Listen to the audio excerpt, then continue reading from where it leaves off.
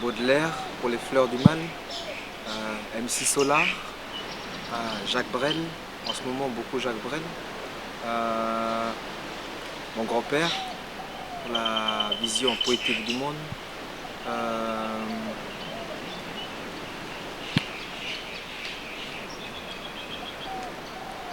le ciel, la nature, les oiseaux qui chantent, la vie. Le premier poète que j'ai lu et qui m'a vraiment touché, ça a été Baudelaire avec les fleurs du mal. Je trouvais dans son écriture de la tristesse, mais d'une tristesse belle. Il arrivait à mettre en mots d'une façon belle, du désespoir, mais d'une façon qui mettait ça avec, je ne sais plus si c'est les fleurs du mal ou le spleen, qu'il mettait ça, des choses pas jolies, mais qu'il arrivait à faire sortir comme un joli bouquet de fleurs. Donc ça m'a touché, cette tragédie-là qu'il arrivait à faire sortir en une beauté ensoleillée, comme on dit. Et ensuite, j'ai commencé à... tout ce qui est MC Solar, tout ce qui est dans le rap, tous ces poètes modernes un peu que j'ai commencé à écouter au lycée et la façon dont ils jouaient avec les mots, la façon dont le message qu'ils voulaient passer aussi, mais surtout la façon dont ils jonglaient avec les mots. Et ça aussi ça a été l'une de mes premières MC Solar et d'autres rappeurs. Mon premier texte que j'ai écrit, c'était un texte qui sonnait un peu rap. Ça m'a beaucoup... ça m'a bien amené à l'écriture. C'était plus comme c'était des poésies modernes, qui parlaient des choses modernes aussi. Donc ça m'a amené, ça a été mes premières rencontres avec la poésie. Parce que j'ai commencé à écrire. Et il y a en ce moment Jacques Brel aussi qui m'a beaucoup touché par rapport à son écriture et aussi par lui j'aime bien aussi, c'est le voir sur scène. Moi je suis on va dire slammer, donc je me produis beaucoup sur scène et j'aime lui, il m'inspire beaucoup dans l'interprétation lui aussi il a une forme de tragédie dans ce qu'il interprète, mais qu'il arrive à faire sortir, qu'il arrive à transmettre et puis qu'il arrive à nous toucher. Donc c'est ces auteurs-là un peu qui m'inspirent. Il y a aussi mon grand-père, au niveau de ce que j'écris,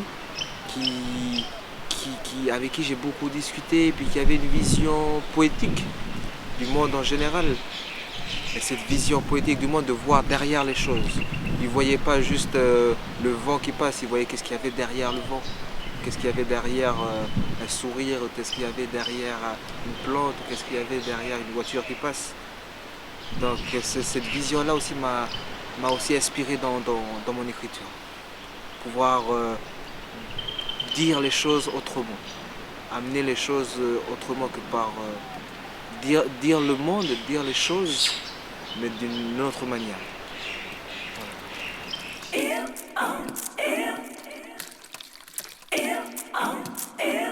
J'ai grandi à Nouméa. Nouméa, ici en Nouvelle-Calédonie, c'est un peu la capitale. C'est un peu le petit Paris ou le petit New York, Nouméa. Donc c'est voilà, comme toutes les petites capitales, il y a les bus, c'est pas la Calédonie, tu as les îles, tu as la grande terre au nord où il y a la mer, où il y a la forêt, où il y a les oiseaux. Et là, moi, je suis dans la petite capitale. J'ai grandi dans la petite capitale, donc là où il y a les bus, il y a les magasins, il y a les écoles, il y a les embouteillages, Il y a tout ça, mais il y a tous les mauvais côtés, il y a tous les bons côtés aussi. Il y a les bons côtés, c'est-à-dire qu'il y a le mélange, tu vois des gens, il y a le cinéma, il y a la culture un peu du monde extérieur, que tu découvres un peu des choses. Même si c'est pas Paris, même si c'est pas New York, mais quand même, c'est quand même une petite ville où il y a un mélange, où ça vit quand même. Il y a une vie où ça bouge, où ça pleure, où ça rit, où ça se tape dessus, où ça s'engueule, où ça travaille. Donc c'est ça, c'est nous, mais moi j'appellerais ça la petite ville, la petite capitale de Nouvelle-Calédonie.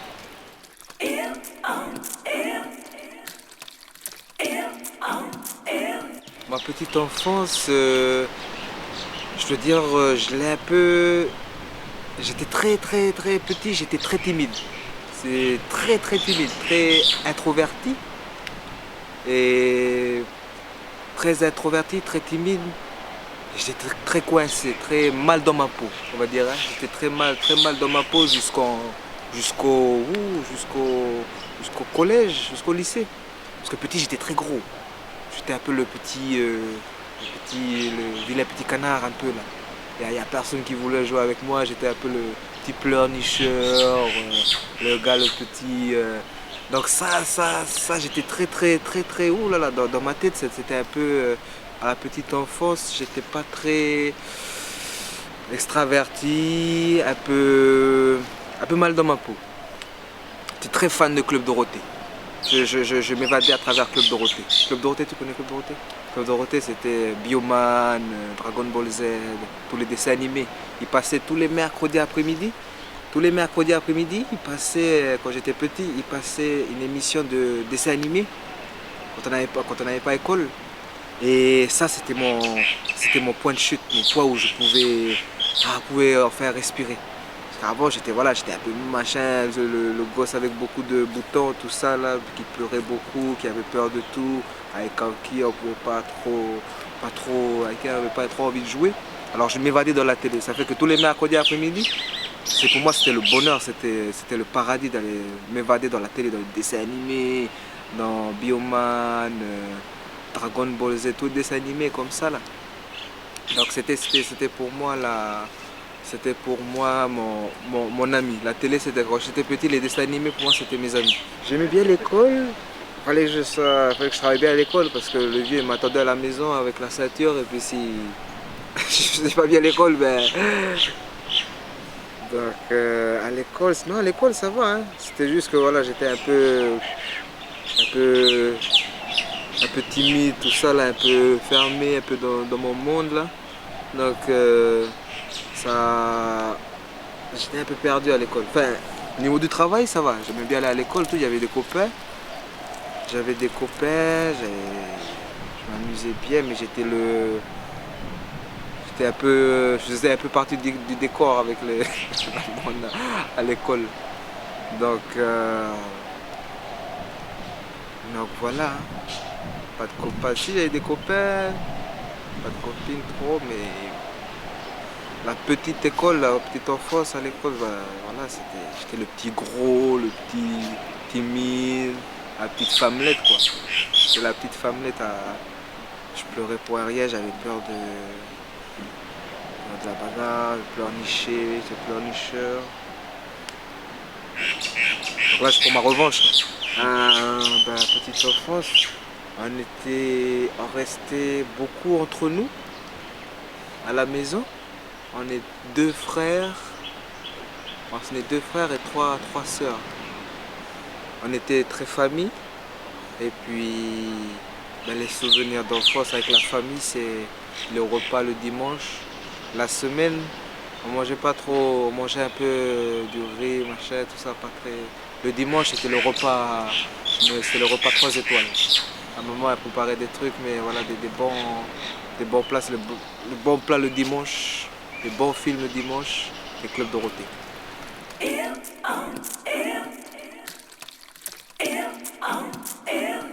Là, j'ai commencé à écrire en l'an 2000 avec un copain qui était dans l'écriture rap un peu au lycée. Et j'ai découvert l'écriture comme ça et j'ai commencé à écrire comme ça. Et puis j'ai écrit aussi j'ai commencé à écrire pour extérioriser des choses que j'arrivais pas à faire sortir de mon crâne. Et l'écriture pour moi ça a été au départ un exutoire. J'ai commencé à écrire, à écrire, à écrire. Et puis 2002, en 2002 j'ai commencé à rencontrer des gens comme Frédéric Hollen, surtout lui, avec qui j'ai commencé à travailler sur des textes, sur l'idée d'un recueil. Et ensuite j'ai commencé aussi à cette époque-là à lire des textes en public, à déclamer des textes en public. Et en 2006, le recueil de poèmes, mon premier recueil de poèmes est sorti en 2006, Le Pleurnicheur, avec Frédéric Hollen, avec sa maison d'édition. Ensuite, 2006, 2007, 2008, 2008, l'année dernière, on a sorti un CD, un livre CD, le premier ici sur le territoire, J'aime les mots. Et là, coédité avec l'Herbier de Feu et une autre maison d'édition ici, le Grain de Sable. Donc voilà, mon travail se situe au niveau de l'écriture, au niveau de l'oralité aussi, parce que je fais aussi beaucoup de scènes. Ici, je suis plus connu par rapport à mes performances scéniques, qui se rapprochent du slam ou du spoken word. Je pense que c'est ça que ça s'appelle, spoken word. Ici, c'est nouveau. Ici, c'est nouveau. Donc mon travail aussi, c'est essayer d'installer cette pratique ici en Nouvelle-Calédonie, cette nouvelle pratique. Ici,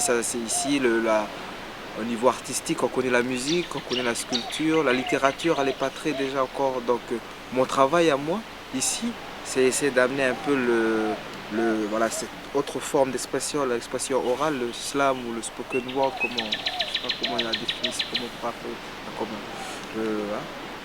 appeler, rapprocher un peu essayer de rapprocher un peu on va dire, la jeunesse ou la population de l'écriture.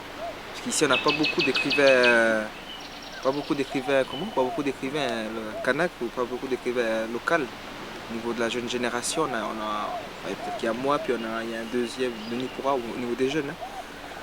Et mon travail, ce que j'essaie de faire, c'est voilà, d'amener les gens vers, d'essayer d'amener voilà, les gens d'ici à l'écriture, à ceux qui écrivent déjà, et amener voilà, vers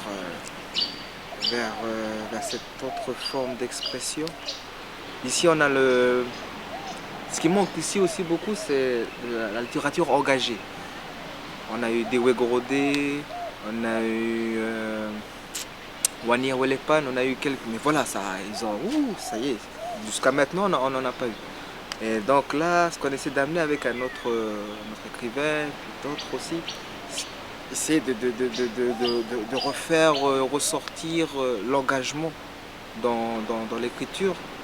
On a Pierre Gop, qui, voilà, lui, il est un peu de la génération après Dewe Gorodé. C'est un dramaturge, quelqu'un qui écrit des pièces de théâtre engagées. Lui, il est dans l'engagement. Moi, je suis dans une phase où je m'engage. Je suis en train de m'engager là dans mon écriture.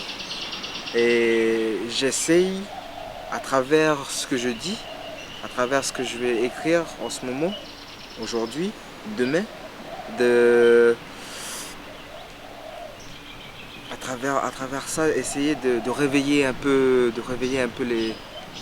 essayer par mon écriture de réveiller un peu le peuple ici, par rapport à ce qui nous attend au niveau politique, au niveau économique, au niveau des décisions qu'on aura à prendre demain ici au pays.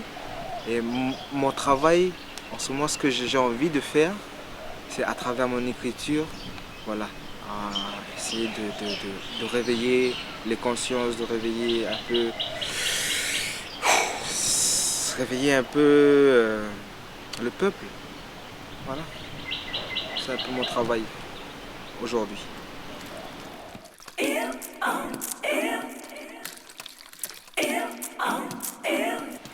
Être sur une île, Euh, déjà, dire une île, c'est, je sais pas, ça fait un peu réducteur. Parce qu'il y a le monde et puis dans le monde tu as les pays. Et tu as, quand on dit île, souvent on dit île, ah une île c'est petit, c'est un petit bout de machin, c'est. On a souvent une image des îles qui, qui fausse souvent la rencontre. Souvent ça fausse vraiment le vrai partage. Enfin, c'est des expériences que j'ai eues comme ça avec des gens par exemple qui venaient là et puis qui pensaient qu'on voilà, qu'on était coupé du monde ou qu'on était. Et donc il y a ce manque là souvent de communication quand on est sur une île. Nous on est un pays, on n'est pas une île, on est un pays. On est un pays. Donc souvent pour moi c'est ça qui fait que après, ça dépend du regard aussi que les gens ils donnent sur les gens qui restent sur une île, qui sont sur une île, qui vivent sur une île. Ils disent voilà, c'est lui, c'est un gars de Nouvelle-Calédonie, ah, tout ça. Nous, on est un pays, on est une petite nation. On est une petite nation au milieu de grandes nations. Et ce qu'il y a, c'est qu'on est loin, c'est vrai. On est loin, on est souvent coupé des choses qui se passent. Tu prends Nouméa, tu prends la Nouvelle-Calédonie, tu prends Paris à côté ou New York à côté. C'est un exemple, hein, par exemple, au niveau artistique. C'est quelqu'un qui m'avait dit ça un jour, il a dit que à Paris c'est la jungle au niveau artistique, t'as de tout, t'as des fruits qui tombent, ici tu arrives, c'est le désert. Donc il n'y a pas ici, on a, je sais pas si ça rejoint ce que, je sais pas, hein, si ça rejoint, on a un équilibre à trouver entre nous, îles, nous, petits pays, et le monde qui bouge. Donc être insulaire, être une île, être sur une île, être quelqu'un des îles, être quelqu'un du monde.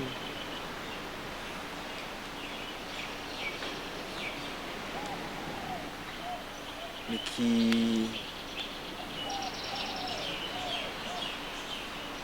est souvent désavantagé par rapport à sa taille.